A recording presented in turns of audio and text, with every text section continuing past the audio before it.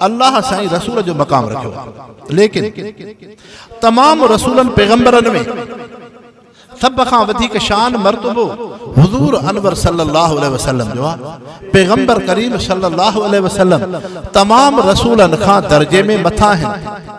दलील चाहे दलील इहो आ त पैगंबर करीम सल्लल्लाहु अलैहि वसल्लम फरमायो अना अव्वलुल अंबियाए खल्कन व आखिरहुम बासा, मां तमाम नबियन जे मकसद में अव्वल आहियां, लेकिन ज़ाहिर आखिरी ज़माने में थियो।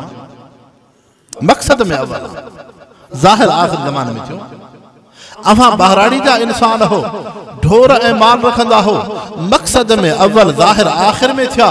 किए इंसान समझे इंसानो जे हिकड़े इंसान के मखण की जरूरत है, चवे तो माके देसी सिंधी मखण खपे, हाणे उन वट न मेह आ, हाणे वो तो चवे तो मखण तो मेह खां ईंदो आ। पहिरियों इहो इंसान रुपयो पैसो खणी करे ॻोठनि में घुमंदो, किथे मूंखे मेह मिले, वठे बज़ाहिर मेह थो, पर मक़सद इन इंसान जो मखण आ। हिन खे मेह मिली पर मक़सद इन जो मखण आ। बज़ाहिर मेह खे गाह पियो खाराए, मक़सद इन जो मखण आ। बज़ाहिर मेह जे गाह खां बाद खीर पियो ॾोहे, ज़ाहिर खीर थियो, लेकिन मक़सद खीर मां मखण हो।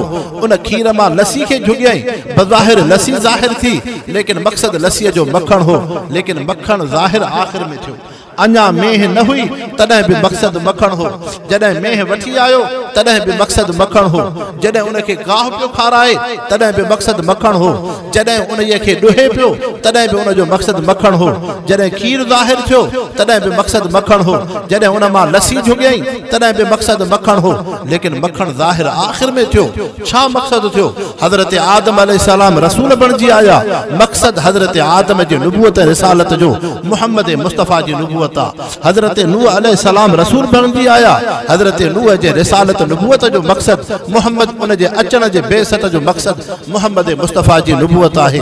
हज़रत इब्राहिम अलैहिस्सलाम ज़ाहिर थिया, लेकिन उन्हीअ जे नुबुवत जो मक़सद मुहम्मद मुस्तफ़ा जी नुबुवत आहे। हज़रत मूसा ऐं ईसा अलैहिस्सलाम 1,24,313 रसूल पैगंबर दुनिया में आया, लेकिन समूरन रसूलन पैगंबरन जे दुनिया में अचण जो मक़सद मुहम्मद मुस्तफ़ा जी नुबुवत। हाणे फरमायो अन अव्वलुल अंबियाए खल्कन व आखिरहुम बासा, मां तमाम नबियन जे मक़सद में अव्वल आहियां, लेकिन ज़ाहिर मां आखिरी ज़माने में थियो। ऐं इंसान अल्लाह साईं ॿियनि खे सिर्फ़ रसूल बणायो या नबी बणायो, लेकिन मुहम्मद मुस्तफ़ा रसूल भी आहिनि। रसूल सां गॾु ख़ातमुन नबीयीन भी आहिनि। ख़ातमुन नबीयीन यानी ख़त्मे नुबुवत जो ताज ऐं पग अल्लाह साईं मुहम्मद मुस्तफ़ा जी ज़ात ते रखियो आहे। पाण सल्लल्लाहु अलैहि वसल्लम फरमायो अन ख़ातमुल अंबिया, फरमायो अन वसात कहातैन, मां क़यामत हीअं गॾु आहियो, यानी मूंखां बाद क़यामत है, क़यामत ऐं मां मुहम्मद मुस्तफ़ा जे विच में ॿियो को रसूल ॿियो को पैगंबर न ईंदो। छा मक़सद थियो? थोड़ो समझो मुसलमानो, अल्लाह साईं हुजूर पाक सल्लल्लाहु अलैहि वसल्लम के ख़त्मे नुबुवत जो ताज छो ॾिनो? हिन जे करे ॿिया जेके रसूल बणिया, नबी बणिया, उन्हनि खे नुबुवत रिसालत हुजूर पाक सल्लल्लाहु अलैहि वसल्लम जे करे मिली, लेकिन महबूब मुस्तफ़ा के नुबुवत रिसालत उन्हनि जे करे न आहे।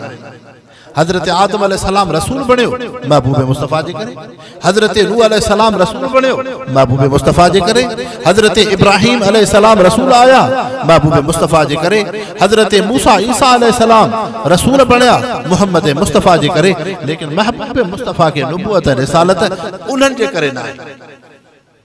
हुजूर पाक सल्लल्लाहु अलैहि वसल्लम के नुबुवत रिसालत ज़ातिया, ॿियनि रसूलनि पैगंबरनि के नुबुवत रिसालत सिफ़ातिया। जॾहिं ॾींहं जो सिज उभरंदो आहे, तव्हां मुसलमान ज़ुहर जी नमाज़ ते मस्जिद शरीफ़ में ईंदा हो, टाक मंझंदि हूंदी आहे, सिज उभरियल हूंदो आहे, तव्हां मस्जिद जो दरवाज़ा दरियूं खोलींदो, अंदर भी रोशनाई थी पई, हालांकि सिज खां ॿाहिरि उस हुई, उन उस जो शुआउ एतिरो थी पियो जो मस्जिद में अंदर भी रोशनाई हुई। हाणे अंदर जेका मस्जिद में रोशनाई थी आहे मुसलमानो, इहा सिफ़ाती रोशनाई आहे। जेका ॿाहिरी रोशनाई आहे सिज खां डायरेक्ट सहो सिधो अचे पई, इहा ज़ाती रोशनाई आहे। अंदरी रोशनाई इन जे करे थी, ॿाहिरी रोशनाई हुई, ॿाहिरी रोशनाई ख़त्म थी वई, अंदरी रोशनाई पंहिंजो पाण ख़त्म थी वेंदी। छा मक़सद थियो? रब मोहम्मद मुस्तफ़ा जी ज़ात जे नुबूवत रिसालत जी रोशनाई रखी।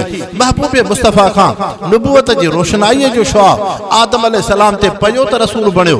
रब मोहम्मद मुस्तफ़ा ते नुबूवत जी रोशनाई रखी। उन नुबूवत जी रोशनाई जो शुआ नूह अलैहिस्सलाम ते पयो त रसूल बणियो। रब मोहम्मद मुस्तफ़ा ते नुबूवत जी रोशनाई रखी। उन नुबूवत जी रोशनाई जो शुआ हज़रत इब्राहिम अलैहिस्सलाम ते पयो त रसूल बणियो। रब मोहम्मद मुस्तफ़ा ते नुबूवत जी रोशनाई रखी। उन रोशनाई जो शुआ हज़रत मूसा अलैहिस्सलाम ते पयो त रसूल बणियो। रब मोहम्मद मुस्तफ़ा ते नुबूवत जी रोशनाई रखी। उन नुबूवत जी रोशनाई जो शुआ हज़रत ईसा अलैहिस्सलाम ते पयो त रसूल बणियो। हाणे 1,24,000 नबियन खे नुबूवत मोहम्मद मुस्तफ़ा जे करे आ। 313 रसूलन खे रिसालत महबूब मुस्तफ़ा जे करे आ। तॾहिं रब ख़त्म नुबूवत जो ताज मोहम्मद मुस्तफ़ा जी ज़ात।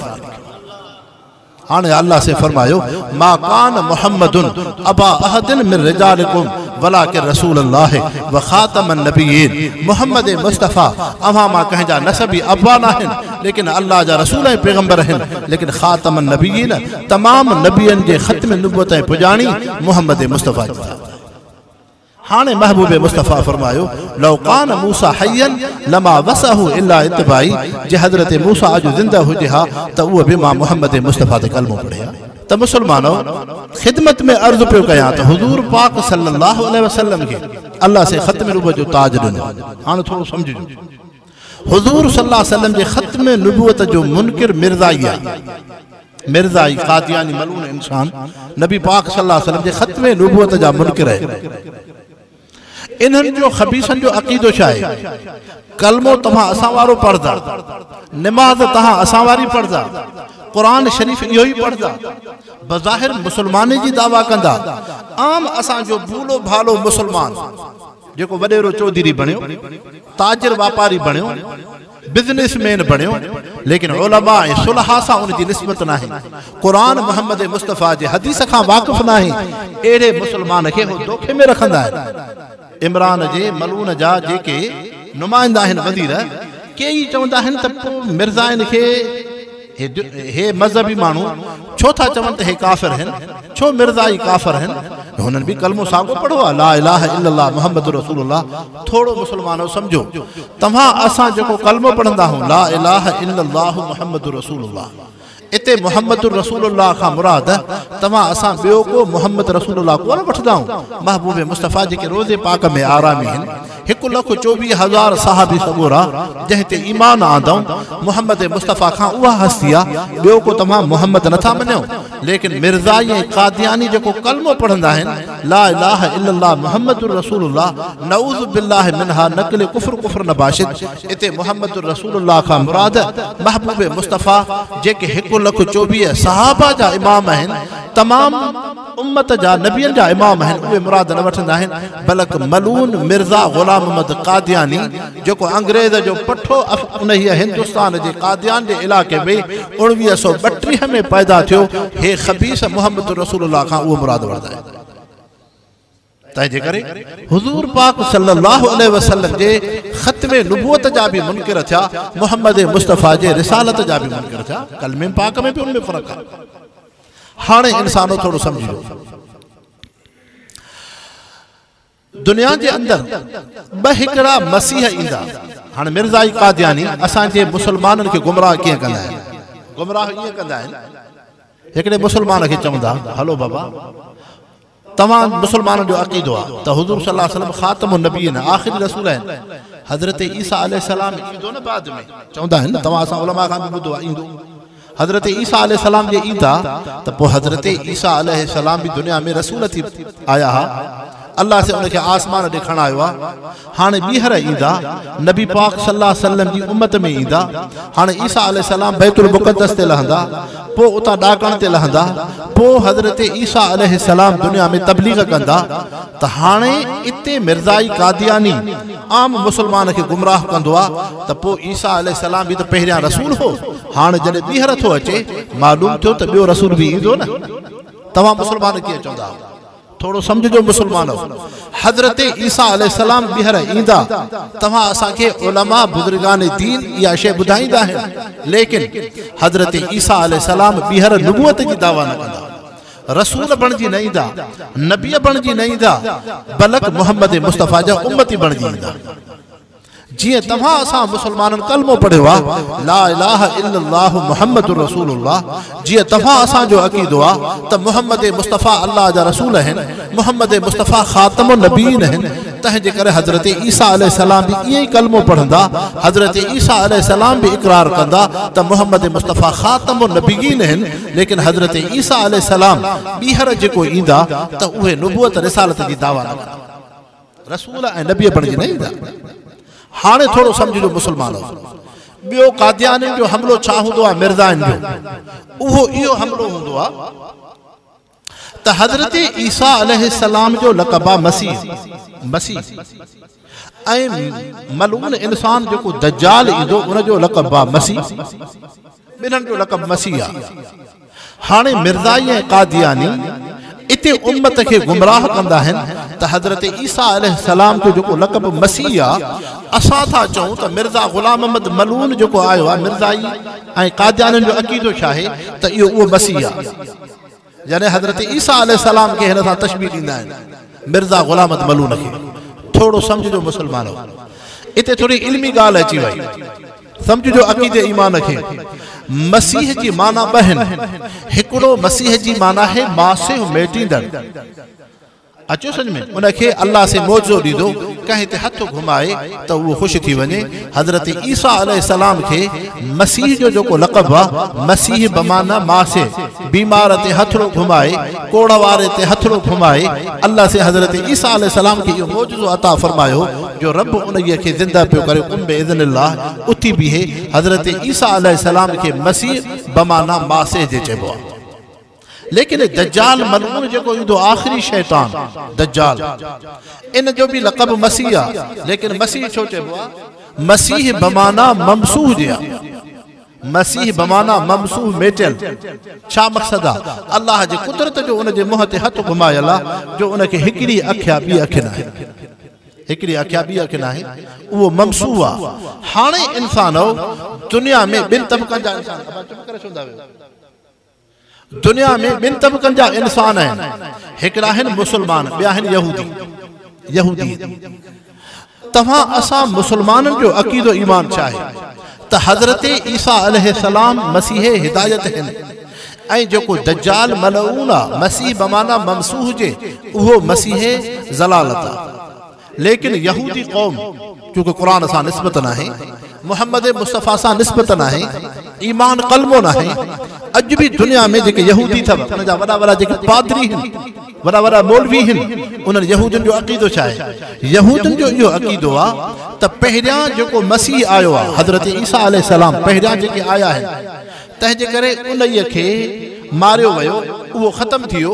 हाणे जेको ॿियो मसीह ईंदो, यानी हुज़ूर पाक सल्लल्लाहु अलैहि वसल्लम जे ज़माने में जेको मसीह ईंदो, हज़रत ईसा अलैहिस्सलाम, हाणे इहो जेको दज्जाल ईंदो, यहूदियुनि जो अक़ीदो आहे त इहो जेको दज्जाल अॻ में पैदा थींदो, पोइ हज़रत ईसा अलैहिस्सलाम मसीह हिदायत ईंदा। त जॾहिं दज्जाल ईंदो, यहूदियुनि जो अॼु बि उन्हनि जे मज़हबी किताबनि में अक़ीदो आहे त जेको इहो दज्जाल पाण खे मसीह सॾाईंदो, यहूदी चवंदा त हे मसीह हिदायत आहे, हे हज़रत ईसा अलैहिस्सलाम आहे। लेकिन मुसलमान चवंदा त न, हे दज्जाल आहे, अखि हिकिड़ी हथ ॿी न आहे, काणो आहे, हे मसीह बमाना ममसूह जे मेटियल आहे, हे मसीह ज़लालत गुमराह आहे। तंहिंजे करे यहूदी दज्जाल जी इत्तिबा कंदा, मसीह ज़लालत जी इत्तिबा ऐं पैरवी कंदा। हाणे अल्लाह साईं ॿीहर हज़रत ईसा अलैहिस्सलाम खे जेको मोकिलींदो, ॿीहर हज़रत ईसा अलैहिस्सलाम मोहम्मद मुस्तफ़ा जे मथां ईमान ऐं कलमो आणींदा, ऐं मसीह ज़लालत दज्जाल सां यहूदियुनि सां जंग कंदा। हज़रत ईसा अलैहिस्सलाम इन जे करे ईंदा ताकि इंसाननि खे ख़बर पए, यहूदियुनि खे ख़बर पए, जंहिंजे कढ तव्हां लॻा हो इहो मसीह ज़लालत आहे। ही जेको हज़रत ईसा अलैहिस्सलाम ॿीहर आयो आहे, इहो मसीह हिदायत आहे त यहूदी हज़रत ईसा अलैहिस्सलाम जे अचण खां बाद जॾहिं मसीह दलालत मसीह हिदायत जी जंग लगंदी अल्लाह से हज़रत मसीह हिदायत ईसा अलैहिस्सलाम के फतह ऐं कामयाबी दींदो यहूदी हाणे एतराफ़ इक़रार कंदा जंहिंजे कढ असां हुयासीं उहो त दज्जाल हो लेकिन मुसलमान जंहिंजे कढ आहिनि इहो मसीह हिदायत आहे इन जे करे अल्लाह साईं ईसा अलैहिस्सलाम खे ॿीहर मोकिलींदो लेकिन हज़रत ईसा अलैहिस्सलाम जॾहिं ॿीहर ईंदा त नुबुवत रिसालत जी दावा न कंदा उहे बि मोहम्मद मुस्तफ़ा ते ईमान कलमो पाक पढ़ंदा छो दलील कहिड़ो आहे ॻाल्हि आहे दलील जी दलील इहो आहे त क़ुरान पाक जे अंदर अल्लाह साईं साफ़ फरमायो व इज़ अख़ज़ल्लाहु मीसाक़न नबिय्यीन लमा आतैतुकुम मिन किताबिन व हिकम थुम्मा जाअकुम रसूलुन मुसद्दिक़ुन लिमा मअकुम ला तुअमिनुन बिही व ला तंसुरुन ऐ रसूलन जे रूहन जी जमात मां रब तहां खां वाइदो वठां थो त व इज़ अख़ज़ल्लाहु मीसाक़न नबिय्यीन अल्लाह से नबियन जे रूहन खां वाइदो वरतो कहिड़ो लमा आतैतुकुम मिन किताबिन व हिकम मां रब तहां खे किताब भी ॾियां थो व हिकमत तहां खे शरीयत भी ॾियां थो लेकिन सुम्मा जाअकुम रसूलुन मुसद्दिक़ुन लिमा माकुम तहां खां बाद हिकिड़ो रसूल ईंदो हज़रत मुहम्मद करीम सल्लल्लाहु अलैहि वसल्लम मुसद्दिक़ुन तहां जी तस्दीक कंदो पहिरियां रसूल पैगंबर बराबर सच आहिनि लेकिन पोइ तव्हां ला तुअमिनुन बिही व ला तंसुरुन मुहम्मद मुस्तफ़ा ते कलमो भी पढ़ंदो अशहदु अल्ला इलाहा इल्लल्लाह व अशहदु अन्न मुहम्मदन अब्दुहु व रसूलुहु व ला तंसुरुन मुहम्मद मुस्तफ़ा जे दीन ख़त्म नबुवत जा मुहाफ़िज़ ऐं चौकीदार बि थींदा तंहिंजे करे मुसलमानो थोरो सम्झो तंहिंजे करे कादियानी अक्सर करे इन मिर्ज़ा ग़ुलाम अहमद मलून जे किताबनि में हज़रत मसीह जो जेको तज़किरो आहे हज़रत ईसा अलैहिस्सलाम जो इहे इंसान ज़ात खे तव्हां असां भूलन साधन मुसलमाननि खे इते गुमराह कंदा आहिनि त बाबा जेको पोयां मसीह हिदायत हज़रत ईसा अलैहिस्सलाम ईंदो न इहो ग़ुलाम अहमद मलून इहो मसीह हिदायत हाणे कादियानी चवंदा आहिनि त असां जेको कलमो पढ़ूं था असां हुन मुहम्मद ते बि कलमो पढ़ियोसीं लेकिन हे जेको ईंदो मिर्ज़ा ग़ुलाम अहमद आहे इहो हज़रत ईसा अलैहिस्सलाम उन निस्बत सां कलमो पढ़ंदा आहिनि तंहिंजे करे थोरो सम्झो अञा पोयों दज्जाल आहे दज्जाल खां बाद हज़रत ईसा अलैहिस्सलाम ईंदा लेकिन उहा नुबुवत रिसालत जी दावा न कंदा मुहम्मद मुस्तफ़ा साफ़ हदीस पाक में फरमायो लौ कान मूसा हय्यन लमा वसहु इल्ला इत्तिबाई जे अॼु मूसा मां मुहम्मद मुस्तफ़ा जे नुबुवत शरीयत में ज़िंदा हुजे हा हज़रत मूसा बि ईअं कलमो पढ़िया जीअं तव्हां असां मुसलमाननि कलमो यानी छा हुज़ूर सल्लल्लाहु अलैहि वसल्लम ख़ातमुन नबीयीन तंहिंजे करे अञा घणो अक़ीदे ख़त्म नबुवत जे अंदर कुछ घणियूं शयूं आहिनि जेके तव्हां असां उम्मत मुस्लिम खे सम्झणियूं आहिनि मथां निमाज़ जो बि वक़्तु थियो आहे 7:30 निमाज़ जी जमात बि इंतज़ार थी करे अल्लाह से तव्हां असांजी हाज़िरी खे क़बूल फरमाए वमा अलैना इल्लल बलाग।